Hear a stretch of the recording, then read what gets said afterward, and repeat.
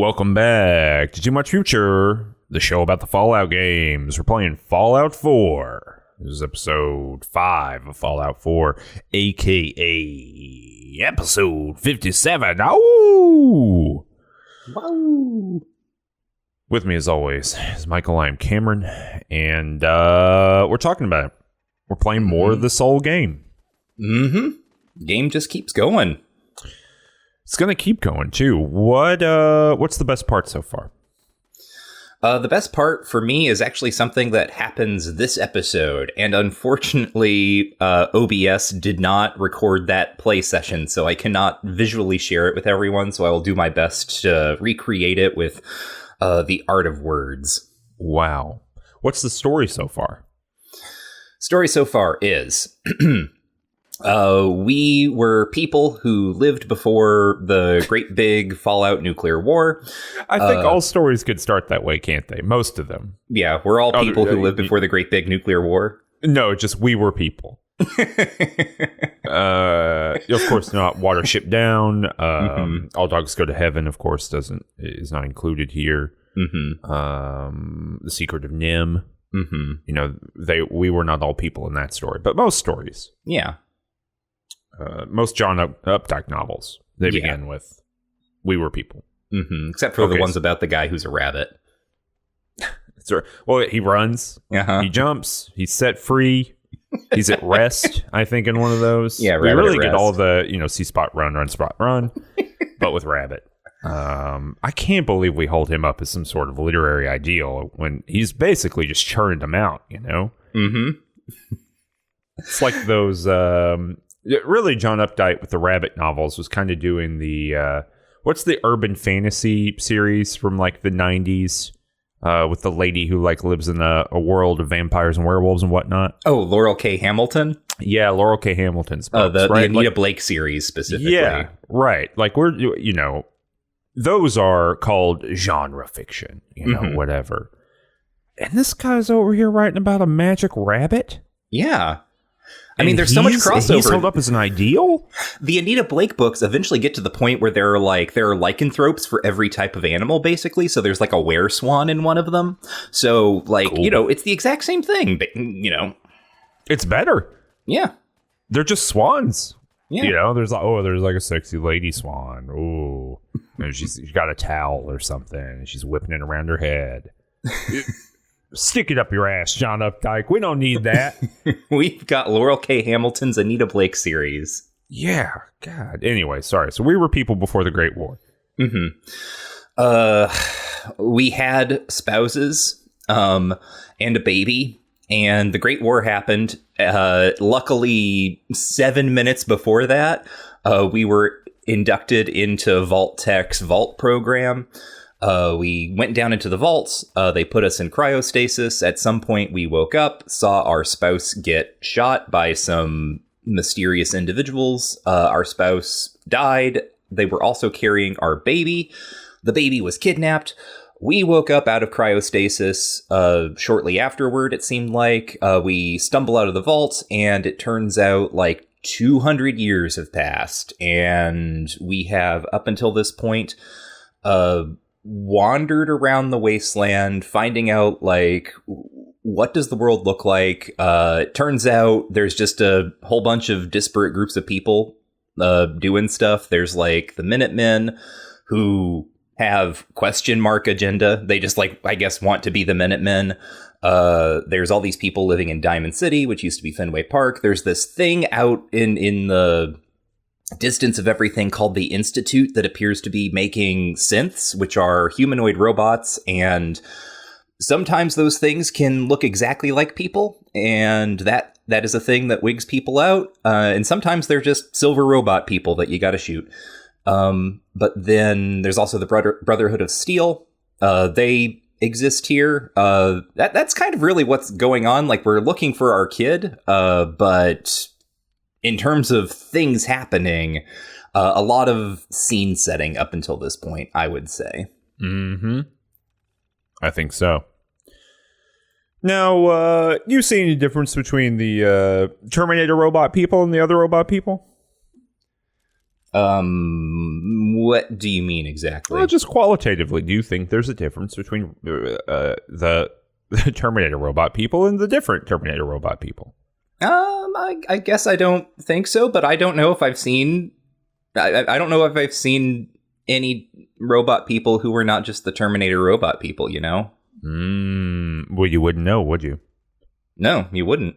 You know, that's the deal. Mm-hmm. Well, yep, that is what's occurred so far. And in this episode, we are kind of just moving the plot along. Mm-hmm. You know, there's a lot of side content we haven't done. I will say this. There's something quite weird about this game in which the side quests mostly... You know, in previous games, we could do side quests and we could do like 3 or 4 and that would make an episode. I'm not sure we can do that in this game.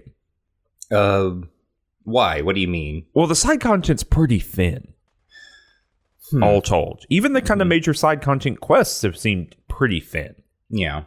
And so I think we might have to do like 6 to do it, which is why I've kind of saved them up. Yeah. For us to do it. But I guess I wouldn't know because I haven't done a whole lot of side quests. yeah, I kind of on purpose. I've like we've run into a few, and I've been like, maybe I'll just save this for later. Mm-hmm. But all right, well, what did you end up doing? You went to, I was going to say Rivet City, but that's wrong. Diamond City. Yeah, a couple of episodes back, I think is maybe when I would have triggered this. Probably when I was first in Diamond City. But I found out that there was a detective agency, Valentine's Detective Agency. Mm-hmm. And then, you know, Eleanor thinks to herself, a detective, that's a person who is good at finding people, so perhaps that person will help me find my my darling little boy, Sean. And we go and try to talk to him, but he's not there. He has an assistant, and she's like, yeah, he's off doing something at like Park Street Station. I think, and it's been long enough now that I don't remember quite what the tone was here, but I think we got some sense that he was supposed to be back earlier, or like something seems to be holding him. So we were sent off to Park Street Station in order to find Nick Valentine.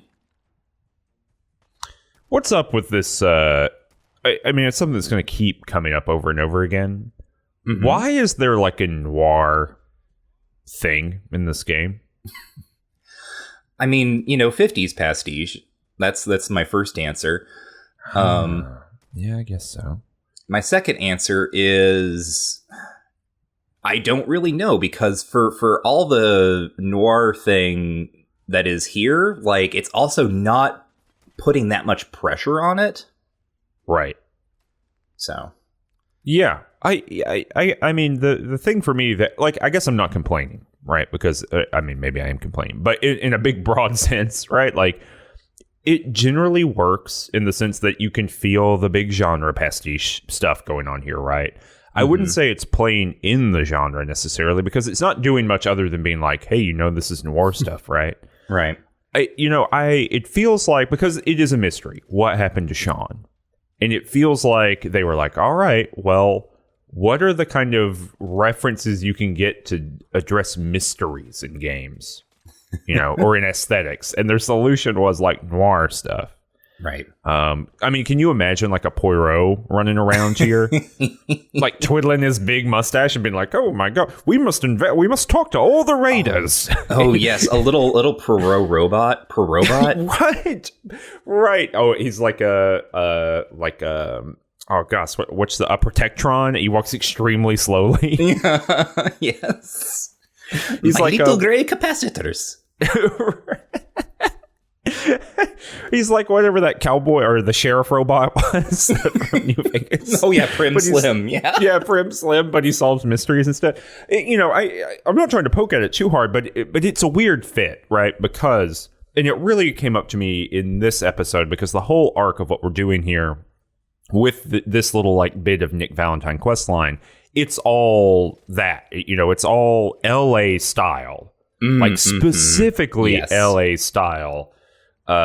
Noir, neo-noir. No, it's probably just straight up noir. There's not a lot of critical noir stuff going on here, but it is like it's in Boston, which doesn't have like the like conceptual infrastructure for it, right? Like there are not very many dark alleyways The one dark alleyway that exists is where he lives. Yes. It's like they made it specifically for him. Right. You know, it's got neon in it in a way that like doesn't really fit with the rest of the stuff. So it just feels the quest line itself is fine. But in the context of the game, it feels really weird and out of place, I think.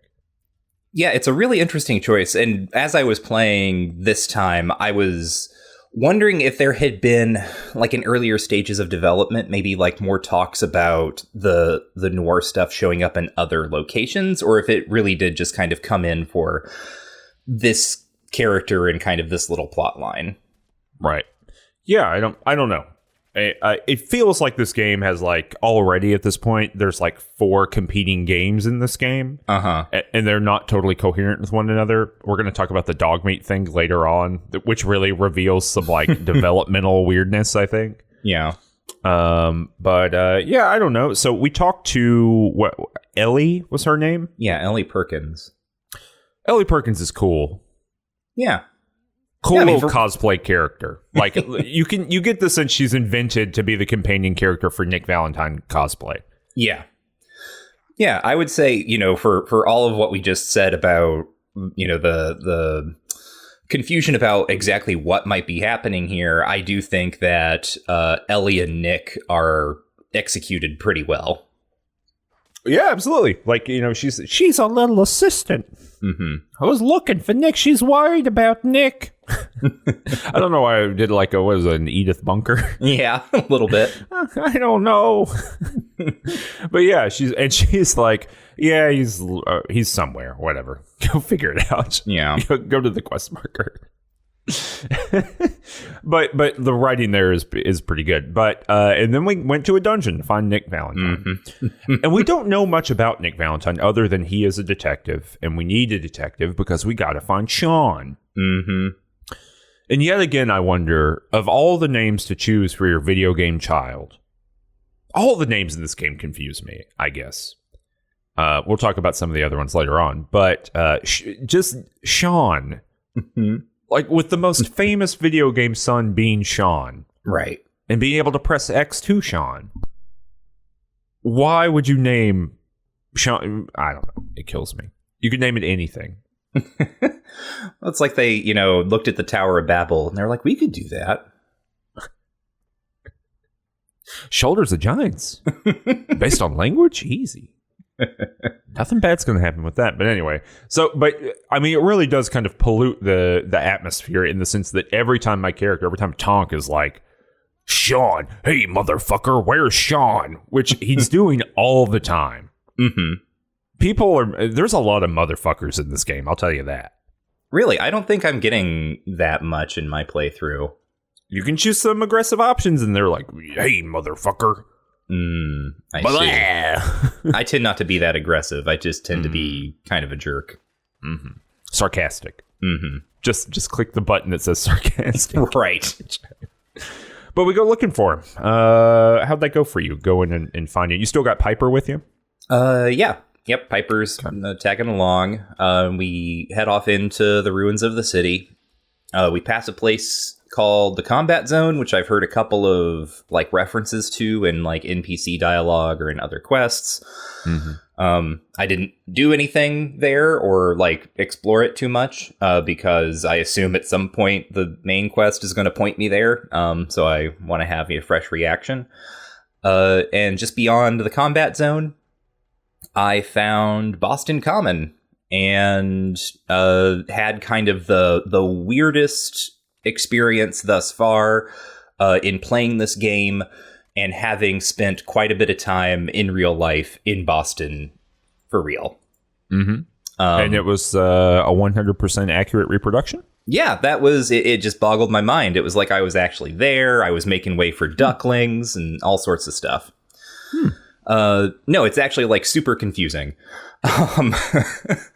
The first moment that I really experienced like the like verisimilitude effect of this kind of thing, right? Is actually it was when I was like doing my bopping around like grinding that I do in between play sessions, and I came down the street next to the Boston Public Library. And there's a church right across from BPL that's like very like iconic and everything. And as I was coming down that street in the game, it was really like this incredible experience because the proportions are, of course, all like off. But like the sight lines, right? Or sort of like the feeling of coming down this street at this angle and seeing this church posed in this way, is weirdly effective. So I was like, well, that's cool. Like I've been here, all these times, and this, coming down from this street really felt like walking toward, BPL. Mm-hmm. So Boston Common, is a little bit like that, and also a case study in just like how confusing and disorienting that sort of thing can be, because like I default to going to like my memory of the actual place. So I'm coming up to Boston Common and I can see a T-stop like right to my right. But I know I've come up from Boylston Street, and there is a T-stop at Boylston Street, which is down the road from Park Street, where I know I'm supposed to be going. So because I can see this T-stop, I'm like, well, that must be Boylston Street. And I just keep going, and then I end up like circling the entire common, which is just incredibly tiny. Like I understand like space, requirements, and they do have to like downsize everything. But just like proportionally, how small the common feels is really like noticeable. And it turns out that the T-stop that I thought was Boylston Street was just Park Street, because it's the only T-stop on the common in this particular, fictional timeline. Yeah. Commonly small. Yeah. Mm-hmm. You find a like holotape or something on one of the benches. And you can like hear a gardener who's complaining about like, what is it that he says? It's also been just like a little bit of a time since I actually played this. He talks about he talks about how they merged the common with the public gardens, which is actually like, this is one of the reasons why Boston Common is pretty sizable, because it's actually like a couple of things that are just like contiguous to one another. So there's a little bit of meta commentary there where the gardener is complaining about how like all of the different parts of the common are being conflated, and it has to do with like implicitly, and we learn a little bit about this when we get down into Park Street. It's really beautiful, actually, is what I'll say. Like the way that the game writing here comes to justify certain design decisions, because the gardener is complaining about, quote unquote, fighting the developers over the downsizing of the common. So it's pretty cute. Like there's a acknowledgement here, I think, of how small and sort of rinky dink this actually is compared to the real Boston Common. Yeah, I'm looking to see if I can find was the audio log? Yes, it's the groundskeeper's log. Yeah. I'll read it. Mm-hmm. Seriously, this is getting freaking ridiculous. Merging the common and public garden was a jagged enough pill to swallow, but I went along with it. What? I'm gonna fight the developers? But how much smaller can they really make the Swan Pond? We get boats crashing into each other every day. It's like a glorified puddle. But what do I know, right? I'm just the groundskeeper of the world's smallest grounds. I might as well stay home from now on. My garden's bigger than this, and at least I get to eat the peppers and the cucumbers, not watch tourists cry in disappointment. The narrator of this holotape was voiced by Fallout 4 lead designer Emil Pagliarulo, who grew up in Boston. So there we go. Okay, it's good. Like, it's very disorienting at first, but like once you make peace with the fact that the common is quite small, like this is a pretty funny little lampshade to hang on it. Mm-hmm.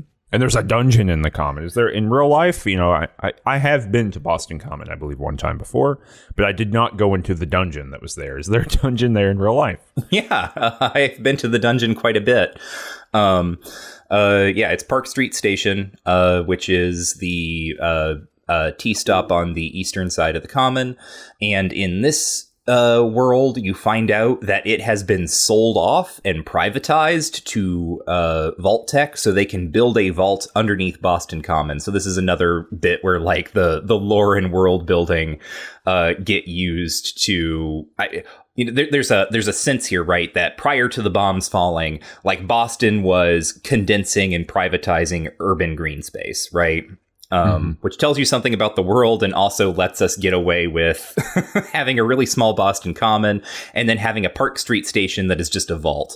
And it would be wild for Boston to like sell off Park Street station like that. It wouldn't be like, selling Grand Central Station or something to make it into a vault. It wouldn't be quite that. But like Park Street is a big like T hub. So it being sold off like really tells you or like signals something about where the world was heading prior to the bombs falling. So yeah, you go down in here and it's still a little bit of a T station, and otherwise it's just it's a vault, and you fight a whole bunch of like stereotypical gangsters. Yeah, they are straight up New York gangsters. Am I just like it? Does Boston have a long history of gangster shit like that? Oh, organized crime, definitely. But well, of course, that like organized crime, but like that aesthetic I associate entirely with New York and Chicago. Mm-hmm. Like, fedora hat, big trench coat, Tommy gun, right? Mm-hmm. Is that a thing in Boston history, and I just don't associate Boston with it in the same way that I don't associate Pittsburgh with it? Mm-hmm. So during the heyday of mob activity, like all of the New York and Chicago people also had activities going on in Boston. But I would say that like, I think the popular imaginary, the Boston branches of organized crime have been a little bit distinct. So yeah, this is a place where I was, on the one hand, I'm getting it. Like, okay, this is Fallout. Like people are assembling their identities through like weird remediations of popular culture of centuries past.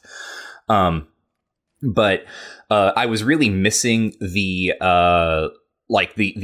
Obsidian style like material history of like, why on earth did these people in particular decide to start aping organized crime outfits from like a completely different region, right?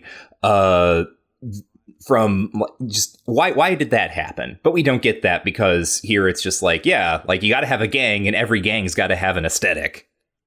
Right. It's the Warriors logic of video game development, which I go is fine, right? Like there's nothing inherently wrong about that. But in Fallout, that does kind of stick out in a weird way, right? Like, although maybe I say that, why is New Reno full of 1930s style gangsters too, right? I don't know. Maybe that's part of it too. Well, there's the Obsidian touch where like Mr. House like rolled in and was like, "Hey guys, like here's the form you got to fill out to standardize your look or something." Well, no, I'm thinking about in Fallout 2, with all the casino owners, like, why are they that kind of thing? That's true. The Omerta and all that kind of stuff. Like, and it's like, I don't know. So, maybe this is just part and parcel and just sticks. Maybe it sticks out because we've done Fallout New Vegas, which puts so much, energy into this kind of thing, of legitimating it and moving through it. I will say something that is pretty interesting. Maybe we've talked about this already with Fallout 4, but it really stuck out again here for me. You are punished narratively in this game for being a melee aggressive character. Mm-hmm. This is a recurring theme for you specifically. Yes, because there's a few instances where I'm like sneaking around a little bit here, and yet again I caught like very interesting voiceover, like incidental dialogue that's just happening before the combat encounter, right? I just happened to hear it, and then I like hung out around the wall to listen to it for a little while. Did you hear the dialogue about Vault Tech and why they built it in the subway? I don't remember. The one that I really remember is someone asking like what the heck was even going on, and then the other mobster is explaining basically how a construction racket works, where you do like no-show jobs and stuff. Yes, that is what I'm talking about. So it's a Yeah. ghoul. Because these gangsters are like half, human smooth skins and then half ghouls, right? Mm-hmm. And the ghoul is like, yeah, because the other guy's like, hey, why did they build this in a vault? Or, in a subway? A subway is like chock full of like holes and manholes, stuff like that, ways to get out, where like a vault needs to be airtight. Why would you bother doing that? And the ghoul's like, look, this is just normal pre-war behavior. We did this all the time pre-war.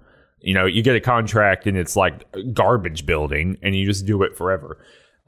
Which is like an interesting kind of, yet again, this kind of revisionism of pulling from the Fallout Bible through kind of skipping through, the more fantasy based stuff in Fallout 3 and then kind of transposing it immediately in Fallout 4 of like the world was a more corrupt and worse version of our world, before the bombs fell.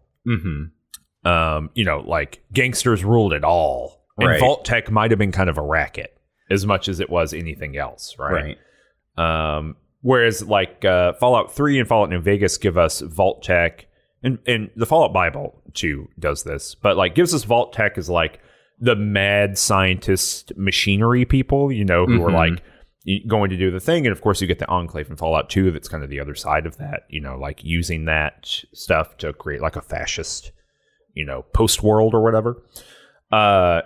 Now it's like, oh, they're just as corrupt as anyone else, in the thing. It's not really mad scientists.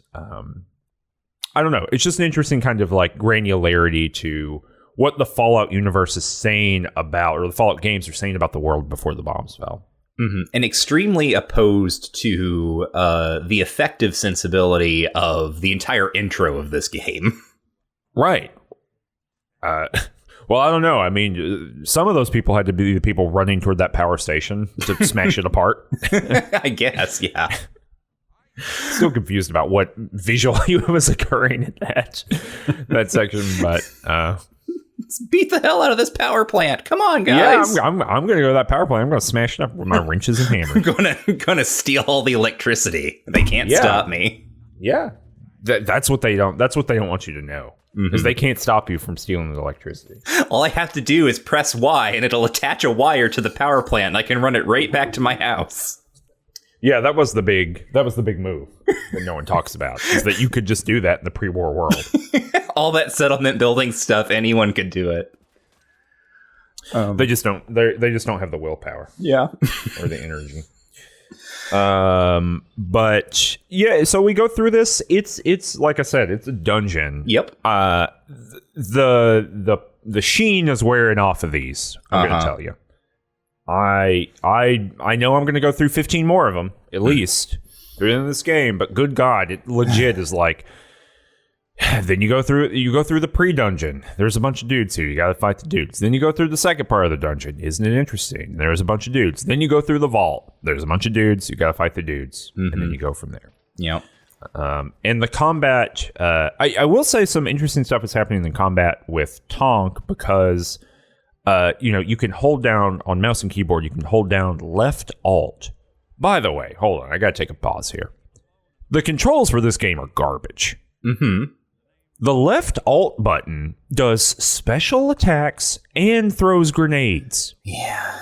And that's one button. Why is that one button? It's confusing. Like, it is. You got to hold one down and you got to listen for a click. Like so many just basic gameplay functions of this game are clunky as shit to use. And it's extremely annoying to me. But so like all the time I'm trying to do my special attack and it's just not working. Number one, I don't know why it's not working. Or I'm trying to throw a grenade and it just is doing the special attack over and over again. So I get like comboed to death, which can happen. But the special attack that Tonk can do is pretty cool. He'll grab them by the legs and just knock them down. Damn. Like that wrestling move where you just grab someone's feet and pull them out from under them and they hit the ground? He does that. Neat. I don't know why. I should be trying to execute special moves more because I'm not doing that. Although I don't know. I think with a gun, it's just a melee attack. Oh, okay, yeah, that's I think I'm doing special maneuvers because I'm a melee character. I see. Okay, and that's and I don't do. That's pure melee speculation. I don't know, but I believe that's the case. Okay, but yeah, I don't have enough because I didn't put enough stats in agility. Maybe I only have enough VATs to do 2 melee attacks in VATs, which is not enough to kill anything. So I've run into some things. I'm at the point where when I level up, I just put points in agility, so I can do more VATS melee attacks. Right. I am building my criticals, which I will have more to say about later. Oh, cool. We get Nick Valentine. Yeah, you like go through this whole like unfinished vault. Did you find out what the vault was supposed to be? What? No. In terms of like what its original thing. Yeah, like what the experiment was going to be. No, I didn't. So the vault underneath Park Street Station was supposed to be for like all of Boston's like upper crust. Like the fanciest people in Boston were all going to be there. And you can hack a terminal and you get like the overseer's briefing, right? And it explains all this. And it's like, yeah, we're going to get all of the richest people in Boston. We're going to put them in here and we're going to give them the like most dog shit accommodations you can imagine. Like, that's just what this vault is going to be, is we're going to make all the rich people live under like poverty conditions underground.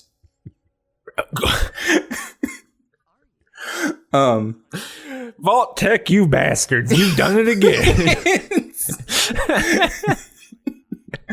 Like there like for as long as we've been doing this, there is still something really funny to me about like Vault Tech and just like these elaborate, extremely like pointless experiments of like needless mechanisms of like cruelty. And like basically they're doing like what if we ran a scientific experiment that just moved entirely on irony, right? Like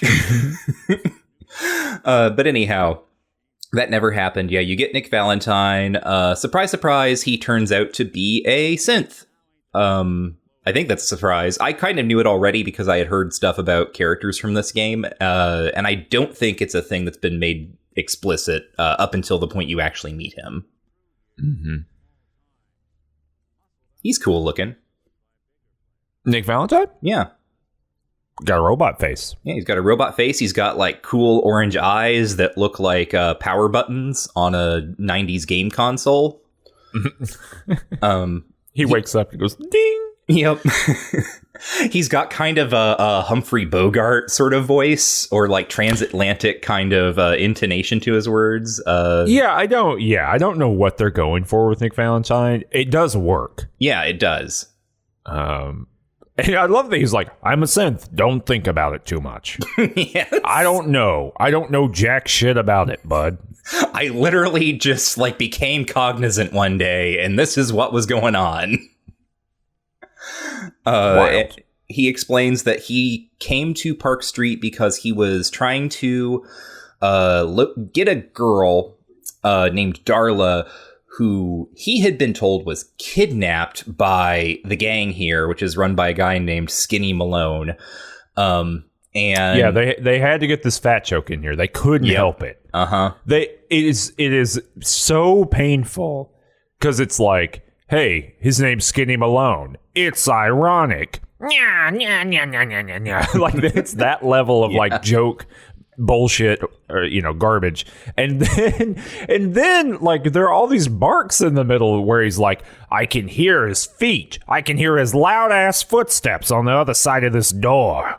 And it's like, oh yeah, man, we get it. Skinny Malone's a fat guy. Jesus Christ. Yeah. So it turns out that Darla was not kidnapped. She was actually Skinny Malone's new mall, and she's like all in on this. And they confront you as you're trying to leave. And then in my case, what Eleanor ended up doing was using her incredible charisma to convince Darla that she doesn't actually want to be a mobster wife, and she should go back home to her family who loves her. And then she was like, you're right. And she like just runs off. And then Skinny Malone is so upset that he's like, ugh, whatever, I'll give you to the count of 10 to leave. And so we left. Oh, I didn't do any of that. As soon as Skinny Malone, the theatricality of what happens when you leave is really cool, right? They're all standing there in kind of a little semicircle, and there's like Skinny Malone wearing a straight up whole tuxedo.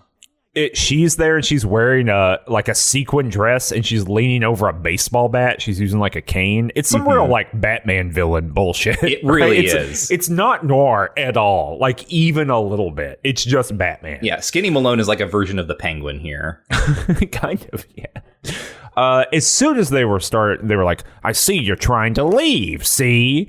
I threw a Molotov cocktail into the middle of them and ran around a post and let them all die in the fire. Neat. So I didn't get any dialogue whatsoever. Tonk is over this bullshit. This game makes the huge error of starting mini sequences of scripted event in an actionable moment where you can respond to it. And I respond to it every time with maximal violence. This is going to happen another time later on. But yeah. Anyway, so I got back. Nick Valentine. I'm trying to recreate eternally Papa's journey across the wasteland. Yes. So anytime someone was like, "Hey, we should go back to blah blah blah," I say, "I'll meet you there," and then their little AI starts them running across the wasteland. And then I follow them just to see what happens. And so far, nothing truly good has happened from that yet.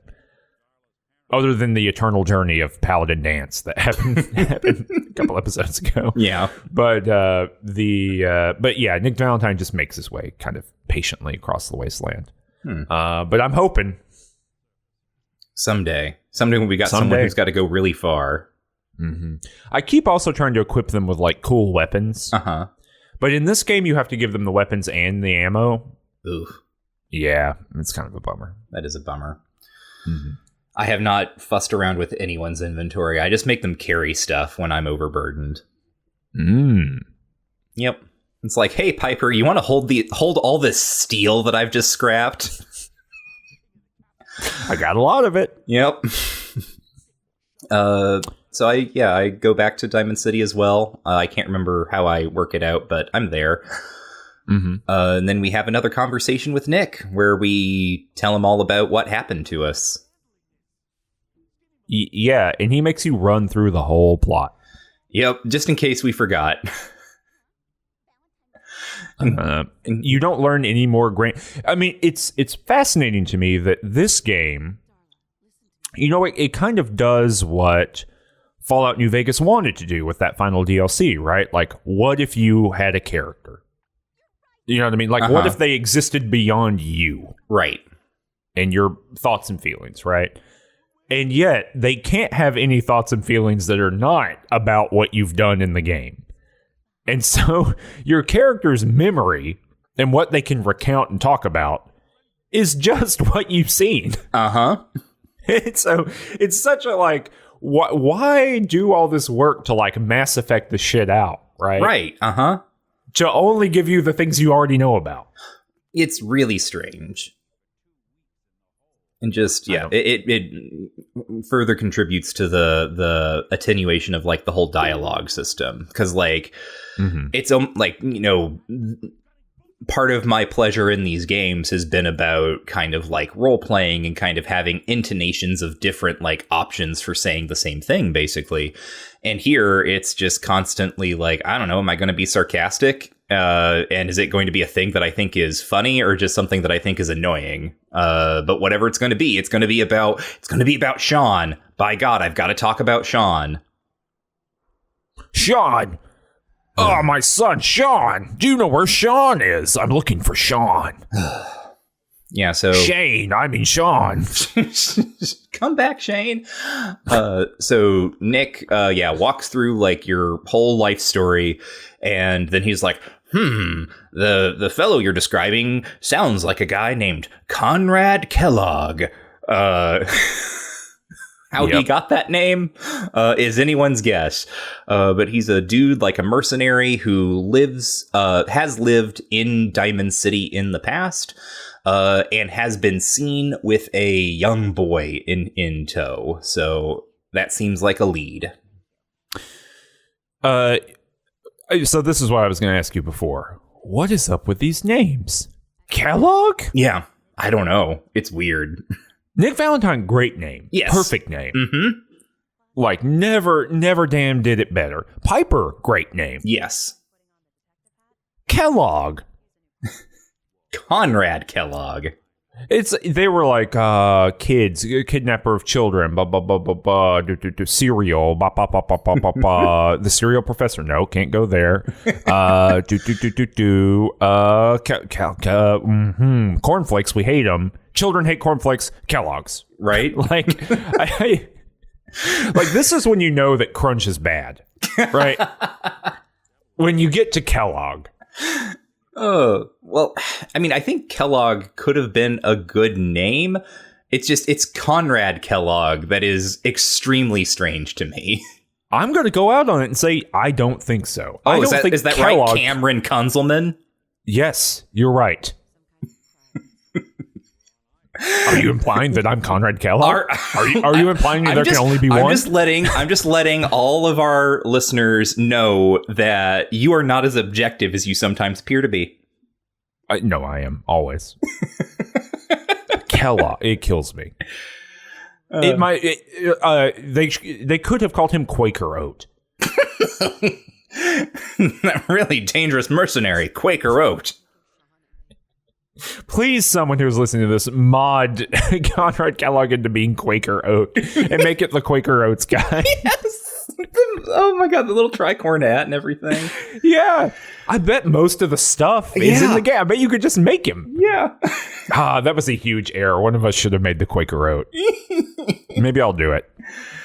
Because you can augment all your character stuff. I'm pretty sure. Yeah. I'll do it later. Okay. I'll turn myself into the Quaker Oats guy. But anyway, so you went to find Kellogg. Well, yeah, like, so he has a place in Diamond City, and... Oh, I'm so sorry. I gotta go back. Yeah. Because I forgot. I wrote a note, and I gotta make sure that we talk about it. Okay. When I talked to Nick Valentine, he's in the Overseer's office. Uh-huh. All the way back. Sorry, we gotta go back like 10 minutes. Okay. He's in the Overseer's office. You gotta unlock the door. Beep, beep, beep, beep, beep, beep. You do it, okay? Before I talk to Nick Valentine, we've already talked about me playing in third person, like, messes stuff up all the time for whatever reason. The game's just not prepared to handle that the camera's not in the place it's supposed to be. Yeah. This is what happened this time. Before Nick Valentine initiated dialogue, I walked behind him and sat in the Overseer's chair because I thought it would be funny to initiate dialogue with him from that angle. Yeah. And it was, because Nick Valentine did what I'm always doing, and he talked to me over his shoulder. So his head is fully rotated all the way around, like as far as it can go, to like look back at me. Mm-hmm. This is the weirdest part. In the background from him, there's the door that I just came through, and on the outside of the door is the computer I use to get in, to type in the password. Piper starts using that computer. So what's happening is I'm talking to Nick Valentine, and he's turned all the way around, and then you can see Piper in the background being like, just like typing away at the computer for some reason. She's like, I'm playing Space War. Doing something, I don't know. And she's like occasionally like having audio barks that occur during the dialogue, so I don't understand what's occurring. And then it like cuts to Tonk, and Tonk is sitting down in a chair being like, what about my son Sean? It's all this third person camera stuff, right? Like it just breaks everything. And then Nick Valentine did what I also do. He would turn his whole body around physically and would talk, and then in the middle of dialogue would turn his body all the way back around and then look over his shoulder again. It's bizarre. Anyway, sorry, I just had to make a note that things are still happening that are weird. Kellogg has an apartment he purchased in Diamond City, and we go there. How'd you get there? Well, I followed Nick Valentine because he goes running up there, and then he's like, uh-oh, the door's locked. And I'm like, well, can you pick it? And he's like, no. Yeah, so what did you end up doing? He explains that someone in like sort of the city's administration would probably have a key. And he sends me up to the mayor's office, which is in like the I don't know if it's supposed to be the like box seating or if it's like the press stand, right? Like or where the like commentators would have been originally when they were watching the games. But anyway, you take like an elevator up there. And for my purposes, it was like, I don't know, 2:00 in the morning. So the mayor was asleep, but his secretary, whose name I don't remember, was out walking around in her office. And I talked to her and I was like, hey, can I get a key to Conrad Kellogg's apartment? And she's like, well, why? And I was like, I don't know. I'm going to use a persuasion check. And she was like, yeah, sure. And then gave me the key. I had to bribe her with $250. Damn. Caps. And she said, golly me, I keep leaving keys out. Literally do. That actually raises a point that I wanted to ask you about. What's your money situation?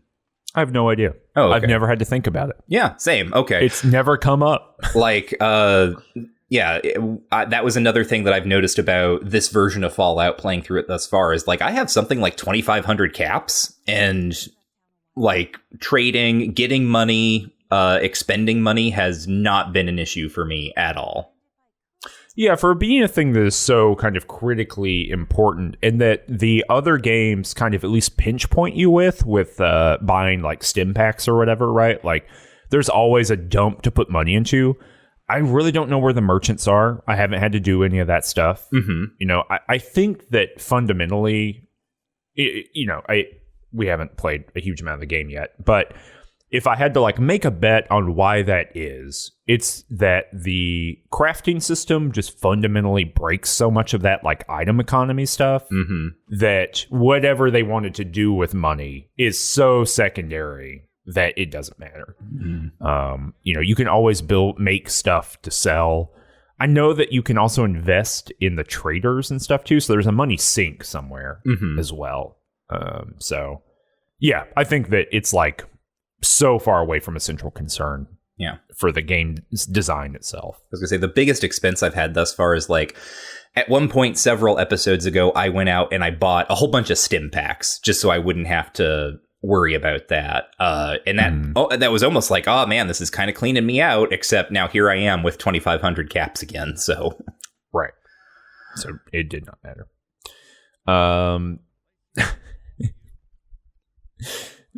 So yes, you got into Kellogg's house. Yep. What's in there? It is the tiniest little apartment. It's like a little loft. And Nick is talking to you about how you need to, like, I don't know, search for hidden things.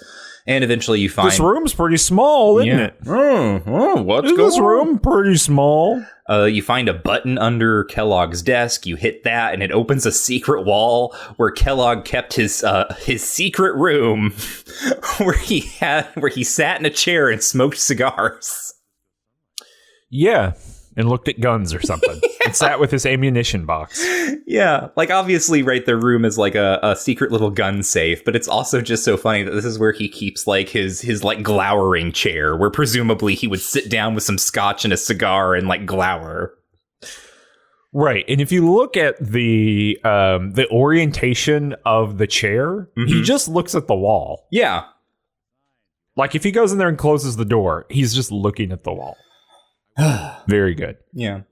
So he has some of his cigars are sitting out, and when you find them, Nick Valentine is like, this will be a good clue for helping us track him down by following the scent. I don't even remember again how this like comes up, but it ends up. I think that's it. I think you just said it. I don't think it's any more complicated. It's like some special kind of beer. Some special, like, San Francisco cigars or California Sunset cigars or something. San Francisco Sunlights. And I think that's it. Yeah. Yeah, so, and Nick, like, knows about dog meat somehow. Like, he's like, well, we could have dog meat do this. And it's like, I literally just pulled you out of a vault Like, dog meat has been living back at the gas station since I got Piper. Like, what's going on? Yes, that's why I wanted to talk about before. That's why I mentioned before, right? Is like, you know, you and I think talked about in the last episode about how you can easily turn on dog meat all the time because that was clearly in the game design at some point. Yeah. And this is very clear evidence of why of that, yes. right? That like dog meat was supposed to be here, and then I was like, "Fuck, I gotta go find dog meat. I don't know where that kid is." You know what I mean? Like, where's I don't know where I left the dog. And then it's like, oh, dog meat is literally outside. Yes, you just walk outside the apartment, and dog meat is waiting there for you. It's like, oh yeah, this like enchanted fairy tale universe. Like, it's so fantasy bullshit, right? Like, let us consult the fairies. Ah, yes, the fairies. Smoke upon the cigar, little fairy, little Oomba Chump, the fairy, and glimmer me upon my journey. So this this whole thing leads to one of the best lines I've read on the wiki, because I was looking this up after this quest. Just going to read this from the Fallout fandom wiki. If dog meat has not yet been encountered by avoiding the Red Rocket truck stop earlier in the main quest line, Nick will call him with a high-pitched frequency whistle and introduce him here, apparently having worked with him in the past. Having worked with him? So, like, dog meat is like a free agent. Right. Dog meat's like a known quantity in the world. Man goes to doctor, says I need to track a scent. Doctor says consult dog meat. But doctor, I am dog meat. Yeah. But yeah, this is how this works out. Now we get another iteration of something that this game seems to love to do, which is follow an NPC as they run across the wasteland. Oh yeah, it's good.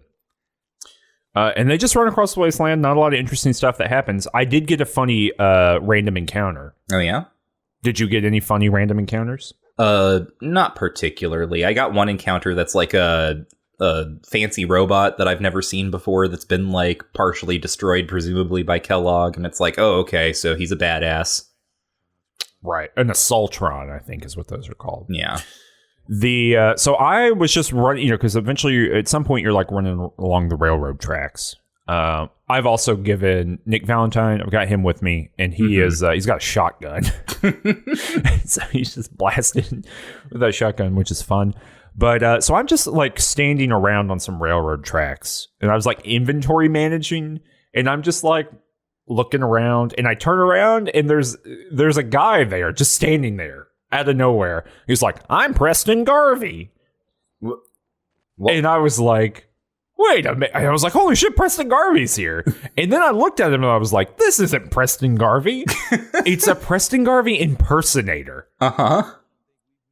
And so you could talk to him, and he's like, "Hi, I'm Preston Garvey," and it's just like a dude. Is the hat's not right? You know what I mean? He's just like slightly off model, and he and. You get all these dialogue options, but I was like, I chose like, I know Preston Garvey. I was like, I know Preston Garvey. You're not Preston Garvey. And he just goes, oh shit, and runs away. And I slew him as he was running. Okay.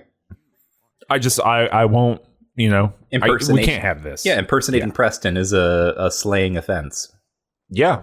But he did have all the gear.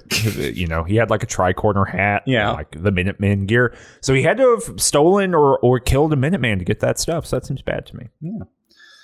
Tonk 4 is a rage-filled entity who will brook no interruption to the wasteland fantasy. I see.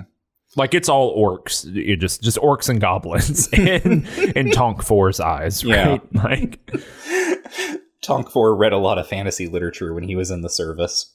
Read a lot of Grognak. Yeah. Yeah. Anyway, so we got there and we found a place called Fort Fuck Shit. I forget what it's actually called. It's called Fort Hagen. All right. Yep. And it's another dungeon. It's another dungeon. And it's a long one, and it is stuffed to the gills with synths. Yep. And you fight them. Yep. And eventually, like, you get down, like, so it starts out at, you know, it's an old military command outpost or something. So you start on the top and it's like rooms and like conference areas and things. You get down into the basement and it gets more like institution-y or like militarized. And once you're down in the basement, that's when Kellogg comes on over the intercom and starts being a BioShock villain at you. Because he's like, I can see you on the cameras. You're just coming along. You should turn back. Like, this isn't going to end well for you. And you just keep going. And he keeps talking to you and saying, like, this isn't going to be what you think it is. Blah, blah, blah, blah, blah. And lo and behold, like, you kill a whole bunch of robots. You get down to the lowest level of the basement. And Kellogg is like, well, you're not going to turn back. So I'm going to unlock the door and let you into the room where I am so we can have a conversation. Yep. I'm trying to think if anything interesting actually happened in that like walking. Oh, yeah. I mean, I do think the whole like revision of the DLC from 4 is cool, or from not 4. From God, what do you call it? From 3? New Vegas. From New Vegas. When you mean he's the guy. Right. He's Ulysses. Yeah, you know what I mean? Like, it's that model. It's like, hey, you're going through this dungeon. You're going through this very linear area. I'm here. You don't want to be here, Buster Brown. Mm-hmm. Look upon the ruins of the desolate, dead military complex. They're all dead. You can't loot. They're so dead, you can't loot them. They're so dead, they don't have an inventory no more. This is going to happen to you. And then, and then you talk to him, and you got to kill him anyway. Yeah, I definitely also interrupted some dialogue here to do a murder. So how this worked for Eleanor is that she tried to be reasonable and have like the full conversation with him. Basically, what you find out is that he was working for the Institute when he took Sean. That's kind of the main thing. So like the next part after this is, you know, how do we get to the Institute? But he is in this like little command room, and there are like 2 synth guards with him. And after you walk into the room and like have your conversation with him, it always ends in combat. There's no way to like talk him out of it or make him peaceful or whatever. It always ends with one of you trying to shoot the other. I had no problem killing him. But something about like where his like synth bodyguards were standing and like the guns they were carrying, like once I killed him, they would just obliterate me. So like 3 or 4 times, I just, you know, got murked. And then I thought, maybe I'm going about this wrong. Maybe I'm missing something. And I, like, Eleanor's mind, like, travels back to the first conversation she had with Piper, right? That big, long interview where she said that the most important thing actually is revenge, and pursuing revenge and getting vengeance on the people who have wronged you. And she decides, like, this is, you know, or not decides, because obviously all this stuff about her dying in this conversation is doomed timelines that don't really exist. But it's like the knowledge of those timelines ports over to her. And she's like, I can't risk it with this guy. I can't have these conversations. His bodyguards are going to take me out. Did you find the armory in here? I did. Yeah. If you go into like a little side hallway, you can find like a corpse, and it has a password on it to the armory. And when you go into the armory, there's an interesting weapon in there called the Fat Man, which showed up first in Fallout 3, and it's just a mini nuke launcher, right? You have a tiny little nuke, and you can launch like one nuclear missile. And I found that. I found 1 piece of ammo, and I just like put it in my inventory thinking, okay, I'll just like sell this later. But then Eleanor has, you know, this vision of otherwise possibilities and thinks like, no, I cannot risk it with Kellogg. So the second he opens the door, I target him in VATS. I target his head. I launch the mini nuke, and I expend the critical shot that I've been saving. And I've been banking up my critical. Like I've been getting better criticals, increased criticals. I'm not at this point, but further on in my little playthrough, I've got like critical banker. I'm making a lot of hay out of critical shots, is what you need to know. Mainly even at this stage with Kellogg, my critical shots are guaranteed hits. Like I think that's what they are by default. But I've also got Bloody Mess and so on. So I critically fire a mini nuke into Conrad Kellogg's head and obliterate him. And also his synth bodyguards who are standing right beside him. And then I go over to the bloody chunks that were his body, and somehow from those, I recreate the entirety of his outfit. I take that and I put it on because I have taken my first step on the road to vengeance, and this seems like a good and healthy thing to do, to be wearing the outfits of my enemies as trophies. Wow. Yeah. Some sort of story about becoming the thing that did harm to you. Mm-hmm. You know, that always works out. Yeah, I mean, that's never a problem. I think it's really great. Eleanor's having a great time. She finally feels like things is sort of locked together. You know, like this world is full of nuclear monsters, and it took her family from her, so she's going to just like fight nuclear monsters with nuclear monsters and destroy everything. That sounds like a great country western song. Similar deal. I murdered him. Mm-hmm. I did a murder upon him, and it wasn't too bad. Nick Valentine with the shotgun is pretty great. I will say characters that, you know, where their whole shtick is like getting a little bit of distance from you and then blasting you. Mm-hmm. The you know, using VATS to like basically teleport into their face and then start hitting them is that it's pretty good. Yeah, you know, it works out pretty great. But yeah, we did that, and then there's more mission to do. Yeah. No, wait, there's not. Well, there's a little bit more mission to do. Right. There's like the missions here don't like end cleanly. They always end in like a transition. Right. So, yeah, we find out about like the Institute being there, and we need to find a way to get to the Institute. And you can ask Nick Valentine, because I've also got Nick along with me. And it's like, well, you're a synth. Do you know how to get into the Institute? And he's like, no, I don't remember any of that crap. Yeah, you know, we'll save it for later. But what's up with the synths is a big question. What's up with them? What's up with them? By which I mean, are they people? Uh-huh. Are they robot? Mm-hmm. Do they have sentience? You know, do they deserve rights? Mm-hmm. And this game, I believe, thinks it's way smarter on this whole deal than it is. But we'll get there. Yeah. You know, we have not. There's a whole quest line that we will address. Okay. Around that, and but then you leave, and what do you see?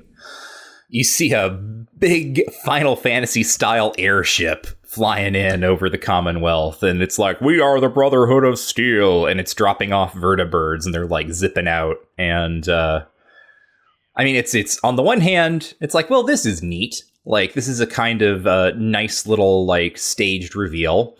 And then on the other hand, it is such a like aesthetic stretch for what Fallout has been. Like, very much moving into, as you've underscored multiple times, even in this episode, moving into kind of the fantasy aesthetic of the thing. Oh, it's pure like fantasy bullshit, right? Like, I don't think you can come back from this. Mm-hmm. I think that this presents a big problem. And there's going to be other stuff that is going to present a large Fallout problem that I think is hard to go back from. And it's why Fallout 76, I mean, I think there's a lot of reasons for why they made this choice, but like why Fallout 76 went so far back in the timeline, you know, because it takes place just a few years after the bombs dropped. And it's because, like, where do you go from here? Like, okay, technology has caught up again. I'm big air quotes here, right? But like we have you know, gotten back to a better than pre-war thing. Like, I'm not sure there were giant airships flying around, you know, that dropped off, like giant air-based aircraft carriers. I'm not quite sure were like part of the war strategy beforehand, right? Right. Like, this seems pretty powerful. And there's going to be some other stuff, too, that you have not encountered yet. But that's like, oh, shit, like this is technology that maybe did not exist before the bombs fell. How do you keep doing Fallout in a world where these are like things that are just normal? Right. And like part of the calculation. Right. So the immediate thought that I had upon seeing this was like, well, this really positions the Brotherhood of Steel as the follow-up to the Enclave, right? Because this is something that the Enclave could have pulled out of their back pocket, no problem. And, you know, I'm not saying that, like, necessarily, like, what those factions, like, represent is the same, but in terms of, like, their capacities, right? It's a real, maybe they just have one of these things, but even so, it's a real question of, like, so how long until, or why has not the Brotherhood of Steel, like, just dominated the entire Eastern Seaboard or something? Right. Right, yeah. I mean, like, it is only a thing you make if you want to dominate other human beings. Right. Which is like, again, we talked about this, I think, in the last episode, but like, that's not what the Brotherhood of Steel's deal has been, right? Like, they were like archivists and weirdos. And like, high isolation. Fallout 2, extremely isolationist weirdos. Yes. Right? Like, not even remotely in this universe. So it's a big, big transition, I think. Yeah. And we're going to figure out what we think of that going forward. Otherwise, we bop back to Diamond City and close off this quest where basically the next step that we are told is we have to go to a settlement called Good Neighbor to access like some sort of memory machine so we can go through Conrad Kellogg's memories to find out how he got into the Institute and see if we can copy that same method. Yeah, it's extremely funny to me because it's like... You get the brain trust together, right? Which is Nick Valentine and Piper. And you all stand around and you're like, all right, what are we going to do here? And they're like, what if we used his brain? What if we went to the memory den and used his brain? And I'm like, well, I did like tactically strike his head with a nuke.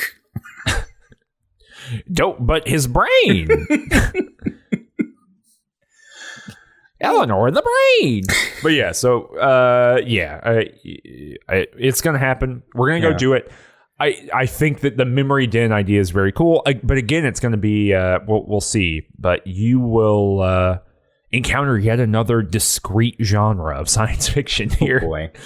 And I don't know if all this works. Like I really do want to think about how the fantasy ethic, right, that fundamentally undergirds these Bethesda Fallout games, that enables them to mix and match a bunch of things that are just very tonally inconsistent and just being like, well, it's a different, like, little area in the world, right? Like, this is Steampunk Village. This is where all the barbarians live, right? Like, that is the design of the wasteland in this game, right? Yeah. Like, here's the walled city. Yeah. It's strong. Hope nobody undermines it with some sort of powerful technology. Golly gee whiz. Oh, no. Cool. All right. Well, I think that's it. Yep, that is it. Hit the like button on this video if you like it. Hit the subscribe button if you want to see more of it. We got all kinds of videos coming through. If you want to listen to it as a podcast, you can go to patreon.com/rangedtouch to support us there for at least $3 a month. And if you do that, you can get a little RSS feed. And that's in the description down below. So you can click on description and click on the link down there. Thanks so much for listening to this episode of Too Much Future. And we will be back in 2 weeks with the next episode of Too Much Future, where I think we're just going to continue the plot. I think. All right. Yeah.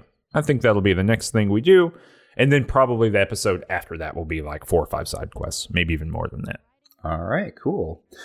Well, until next time, folks, war never changes, but Fallout really does.